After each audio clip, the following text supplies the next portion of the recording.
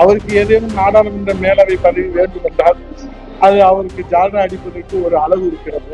கல் வேண்டுமானாலும் கரையுமே ஒழிய அண்ணன் வைகோ அவர்கள் அடிக்கிற ஜால்ராவில விஜயின் கல் மனசு கரையுமா என்பதை ஒருவேளை 100 கோடினால இது சிறு தவறு சொல்றாங்களோ என்னமோ.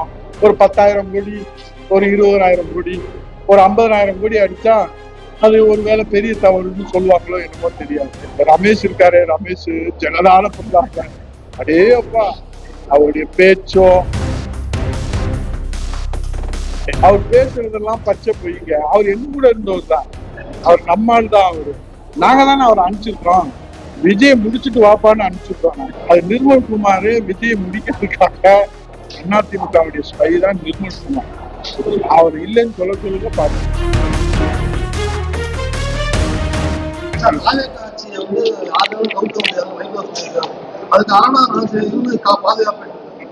அவர் சொல்லிட்டாருல, நிச்சயமா பொறுத்திருந்து பார்ப்போம்.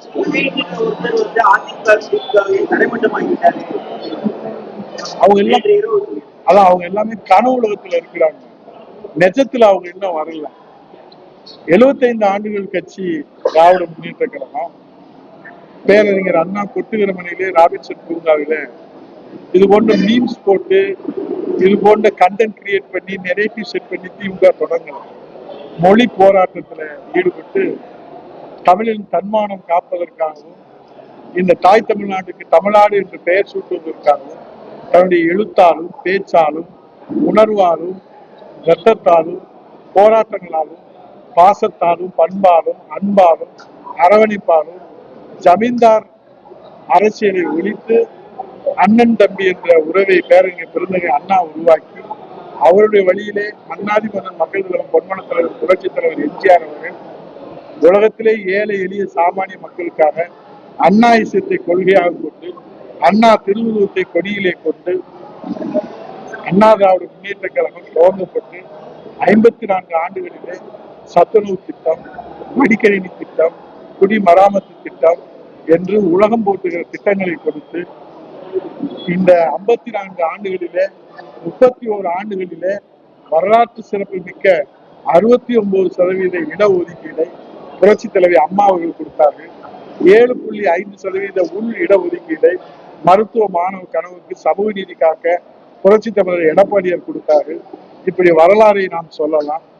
நேற்று துவங்கி இருக்கிற தாவேகா கட்சிக்கு என்ன வரலாறு என்பதை வைகோ அவர்கள் விரிவாக மேடையில பேசினால் அது ஏற்றுக்கொள்வதாக இருக்கும்.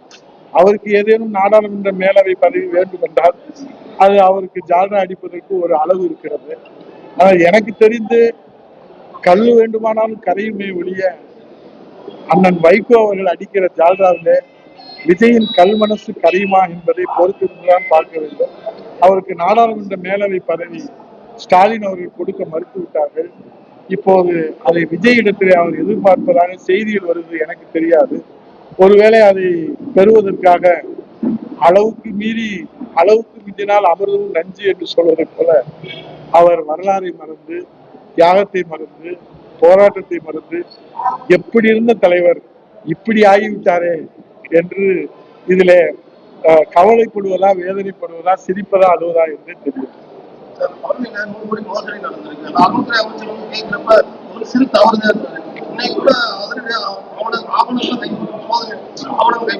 ஒருவேளை 100 கோடினால இது சிறு தவறு சொல்றாங்களோ என்னமோ. ஒரு 10,000 கோடி, ஒரு 20,000 கோடி, ஒரு 50,000 கோடி அடிச்சா அது ஒருவேளை பெரிய தவறுன்னு சொல்லுவாங்களோ என்னமோ தெரியாது. ஒரு அண்ணன் கூட பேசும்போது சொன்னாரு, கடுகு சிரித்தாலும் காவல் சிரிக்காதுன்னு. ரமேஷ் இருக்காரு, ரமேஷ் ஜனதால பண்றாங்க. அடே அப்பா, அவருடைய பேச்சோ அடே அப்பா அசந்து போயிடும் பாருங்க. அதான் சொல்றேன்ல, சொம்ப வச்சுட்டு அண்டாவத்துக்கு கதையா ஆகிடுச்சு. ஏங்க, கண்ணுல முடிச்சுக்கிட்டு இருக்கிற போதே சப்ரிஜிஸ்டார லீவ்ல போக சொல்லி, கொடைக்கானல் இருக்கிற சப்ரிஜிஸ்டார வர சொல்லி, அதை உடனே அவசரமா பதிச்சு அந்த 100 கோடி சொத்து வந்து தனியாருக்கு தாரை வாக்கணும்னு இப்ப என்ன அவசியம் வந்திருக்கு? அது கார் பார்க்கிங்கா இருக்குது, காலம் 2000 இருக்குது. அதுக்கு இவ்வளவு நெரேட்டிவ் செட் பண்ணிருக்காங்க. நெரேட்டிவ் செட் பண்றதுல தாவேகா கட்சியை மிஞ்சுறதுக்கு தாவேகா கட்சி தான், வேற யாராலையும் முடியாது. இன்னும் பாருங்க, இன்னும் பல தமிழ்நாட்டுல இன்னும் என்னென்னமோ நடக்க போகுது.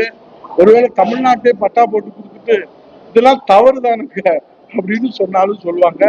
பொறுத்திருந்து பார்ப்போம். வளர்ச்சி விவகாரத்துல தாவேகா அரசோட செயல்பாடு சிபிசிஐடி விசாரணை வச்சிருக்காங்க. இது போதுமானதா இல்ல, சிபிஐ விசாரணை வேணும் என்று எங்க பொதுச் செயலாளர் புரட்சி தமிழர் ஐயா எடப்பாடியார் அவர்கள் வந்து வேண்டுகோள் வச்சிருக்காங்க. ஏன்னா இது வந்து தாவேகா அரசு தான் இந்த ஊழலே செஞ்சிருக்காங்கன்னு குற்றம் சாட்டுறோம். அப்ப தாவேகா அரசுக்கு கீழே இருக்கிற காவல்துறை எப்படி நியாயமா அதை விசாரிப்பாங்க? அப்ப இது வந்து சரியான விசாரணை நடைபெறாது. ஆகவேதான் இது சிபிஐ விசாரணை வேணும்னு வருங்கால முதலமைச்சர் புரட்சி தமிழர் எடப்பாடியார் கோரிக்கை வச்சிருக்காங்க. இந்த மாசம் ஒவ்வொரு பகுதியிலும் 500 ரூபா, 4000 ரூபாய், 2000 ரூபாய் பல அவர் சொல்றது நம்பிட்டீங்களா? நம்பாதீங்க. அவர் பேசுறதெல்லாம் பச்சை பொய்ங்க. அவர் எங்க கூட இருந்தவர் தான். அவர் நம்மால் தான். அவரு நாங்க தானே அவர் அனுப்பிச்சிருக்கோம். விஜய் முடிச்சுட்டு வாப்பான்னு அனுப்பிச்சிருக்கோம் நாங்க. அதனால அவர் 200 மின்சாரம் இப்ப கரண்ட் கட்டாது. அது யார் காரணம்ன்றீங்க? அது நிர்மல்குமார் விஜய் முடிக்கிறதுக்காக அவர் மின்தடை ஏற்படுத்துவாரு, போராட்டம் நடக்கும், 200 மின்சாரம் தரமாட்டாரு. அவர் யாருன்னு நினைக்கிறீங்க? நாங்க அனுப்பிச்சுட்ட ஆள். அது சொல்லுவாங்கல்ல, ஸ்பைன்னு சொல்லுவாங்கல்ல, அதான் அதிமுகவுடைய ஸ்பை தான் நிர்மல்குமார். அவர் இல்லைன்னு சொல்லுங்க பாப்போம். எங்க கட்சியில இருந்து அவர் பேசின ஆதாரம் உங்க டிவில போட்டிருக்கீங்க.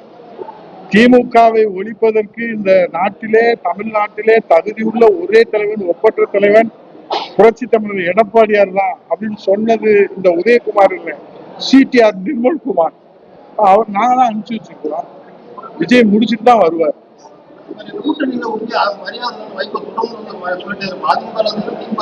அதுதாங்க சொல்றேன். அவருக்கு ராஜ்யசபா கொடுத்துட்டீங்கன்னா அவர் பாட்டுல போயிருவாருங்க. இப்ப புத்தகம் வெளியிடணும்னு சொல்றாரு, அடுத்து டிக்ஷனரி வெளியிடணும்னு சொல்லுவாரு, அடுத்து டிஸ்க் வெளியிடணும்னு சொல்லுவாரு. அவருக்கு ஏதாவது ஒரு பதவி கொடுக்க சொல்லுங்க. நீங்க சொல்லுங்க, நாங்க என்ன பண்ண முடியும்?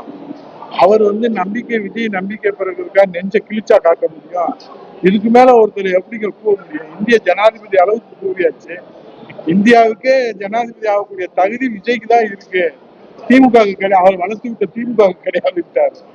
இன்னும் சொல்ல போனா மறுமலர்ச்சி திராவிட முன்னேற்றத்து கழகத்துக்கே கிடையாது விட்டாரு. அப்படி ஒரு கட்சி இருக்கிறதே அண்ணன் வைகோ மறந்துட்டாங்க. இப்ப அவரை வந்து தாவேகா கட்சியுடைய கொள்கை பரப்பு செயலாளரை நியமிக்க போறதா செய்தி வருது. பொறுத்திருந்து பார்ப்போம். நன்றி, வணக்கம்.